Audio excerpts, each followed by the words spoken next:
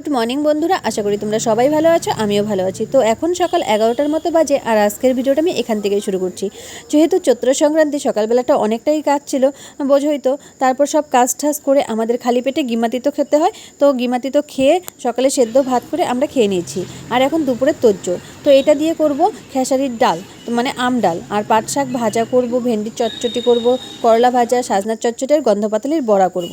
তো কাটাকাটি সব কমপ্লিট করে আমি কিন্তু রান্নাটাও বসিয়ে দিয়েছি। দেখো করলা ভাজা করছি, এদিকে দেখো ভেন্ডির চচ্চড়ি করছি, এদিকে ডাল হয়ে গেছে। তো একে একে সব রান্না কিন্তু আমার কমপ্লিট করে চলে আসলাম বাড়ির সামনে। দেখি আখের রসে তাড়া যাচ্ছে। আর আজকে না প্রচণ্ড গরম পড়েছে, জানো তো, মানে বেশ গরম। তো ভাবলাম একটু আখের রস খাওয়া যেতেই পারে। আর এই গরমে কিন্তু আখের রস, তরমুজ এইসব খাওয়া খুবই ভালো। তো আখের রসটা নিয়ে চলে আসলাম বাড়িতে। এসে একটু দিয়ে দিলাম বরফ, কারণ দাদার কাছে না বরফ ছিল না, তাই একটু বরফ দিয়ে দিলাম। আর এই গরমে না দুপুরবেলা একটু বরফ দিয়ে ঠান্ডা ঠান্ডা কোনো জিনিস খেতে বেশ ভালো লাগে। তো মা ছেলে মিলে আখের রসটা খেয়ে নিলাম। আখের রসটা শেষ করেই দুপুরের খাবার দাবার নিয়ে বসে পড়লাম। তো এদিকে তোমাদের দাদাভাই নিম পাতা মেখেছে, সেটা একবার ছেলেকে খাইয়ে দিল। আর আজকে দুপুরে ছিল দেখো সব কিন্তু তেতো তেতো, আজকে তো তেতো খাওয়ারই দিন বলো। তো সব ছিল তেতো তেতো, সঙ্গে ছিল স্যালাড একটু, মানে শশা, আর ছিল টক দই। তো আজকের ভিডিওটা এই পর্যন্তই। সবাইকে টাটা।